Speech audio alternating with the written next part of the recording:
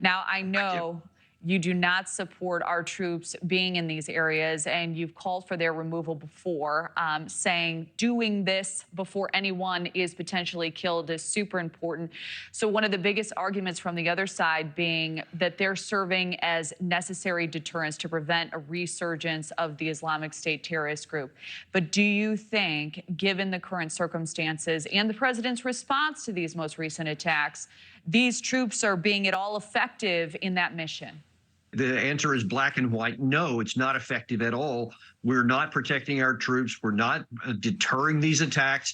In fact, you had just within the last, I think, 12 hours, you have Kataib Hezbollah, some of these Islamic groups in Iraq specifically, that are literally laughing at our efforts and saying, of course, we're not going to stop. We're going to continue on because we want to draw down the United States and suck them into the area and make it difficult for them. So these attacks that we've had so far have been basically going after buildings where ammunition and other supplies have been stored. It's not even going after the people who are actually doing it. So of course they're going to laugh at that.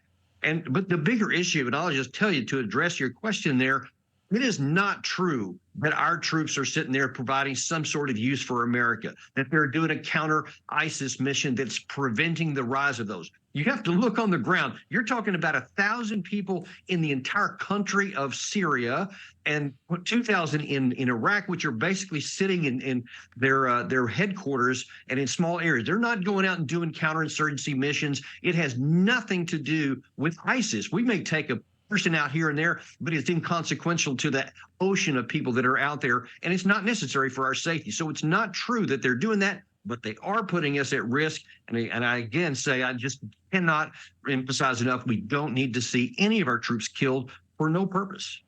So, to your point, a major concern, obviously, is the safety of the American station in these locations, but also the potential escalation of this conflict. So, given the president's response to these attacks, what are your biggest concerns moving forward?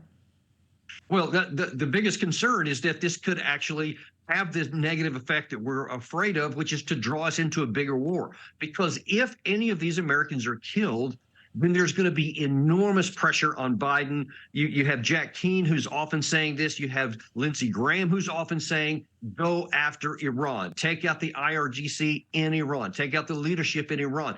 That will be nothing but a precursor to starting a war, because then they'll have to respond in some way. Then you have the escalation ladder. God only knows where it's going on. Or you can get the troops, just withdraw them to other bases in the region where they're more defensible. Don't just leave them out in the middle of areas where they're vulnerable to these guys. The only access Kataib Hezbollah has is if they're in those areas. Otherwise, they're not at risk. Well, we haven't seen those troops removed as of yet, and say the president is unwilling to withdraw these troops. So, what do you see as the best path forward for the U.S. military to demonstrate strength without escalating this conflict? Is that possible? We're just in a situation where it's not. That's what we'd like to have. We would like to be able to say, oh, if you just do this, it'll work. But if you don't withdraw them, then you have no leverage. You've given away your leverage, and now you just have to hope that none of these drones, these armed drones, or these missiles, or these homemade rockets actually find the target and kill an American. There's no way to stop it. I mean, we've seen it through 20 years in Afghanistan, through now other than 3 years since 2003 in Iraq. And it's the same situation. You can't stop it. You just have to pray to God that it doesn't kill any Americans, or do what I suggest and withdraw them.